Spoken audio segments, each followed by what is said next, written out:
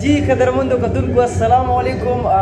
څنګه چې تاسو ته پته ده د پښتونخوا ستورو کې موږ سره نن یو بل مزیدار ښکلی ستاسو د خوښې ستوری موږ سره ناست دی ظفر خان. ظفر السلام علیکم. ظفر خان څنګه یې جی حالات ښه دي ټیک ټاک دي؟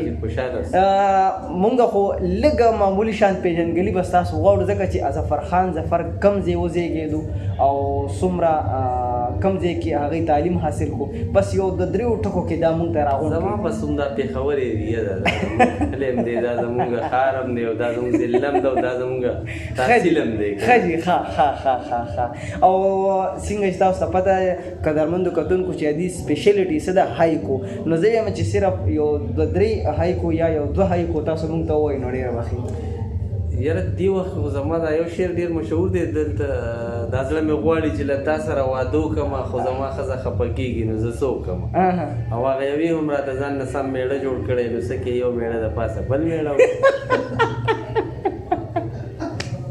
قدرمندو کتونکو یقین وکړئ دې سره چې مونږ یو ګنټه هم کینو که نه نو د دې په خبرو باندې به مونږ ستړي نه شو، تاسو به پرې ماړه نه شئ. نو ظفر خان ظفر صاحب د کتونکو ته به تاسو څه پیغام ورکوئ چې یاره دې خپل ځان خیال په څنګه طریقو ساتي او زمونږ د را روان نسل خپل ژوند څنګه جوړ کړي، د کومو څیزونو نه دې ځان وساتي؟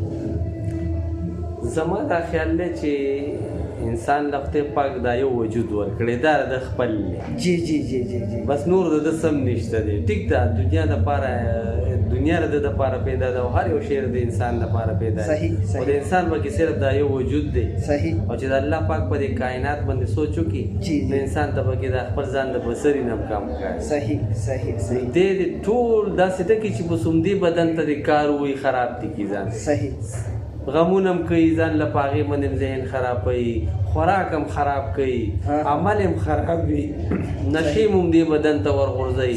صحیح نو په قدم قدم باندې دې د دې بدن خرابولو کوشش کوي بلکې په ټوکېدو کې چې په وینه په یو بوټي ولګي هغه به څه درېږي. صحیح نو اول خو دا دی ټولو نه فرسټ اف آل چې دی نو ځین کې د صحت خیال ساتل پکار دی. جی د هغې نه پس چې دی بیا د دین او د دنیا غم پکار دی. صحیح.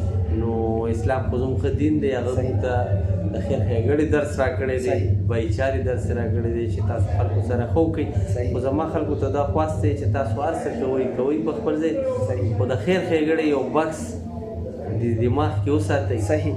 او هغې په وجه باندې تاسو خپل کارونه خوار څوک کوي خو چې څوک د بل په کار راشي نو هغه انسان ډېره زیاته مهرباني جي ډېره زیاته شکریه ستاسو د راتګ. قدرمندو کتونکو څنګه چې تاسو وکتل چې ظفر خان ظفر کم پیغام ورکو، یقین وکړئ زه وایم چې په دغه باندې لږ شانتې سوچ هم وکړئ نو ستاسو ژوند به بدل شي، ستاسو ژوند به ښایسته شي.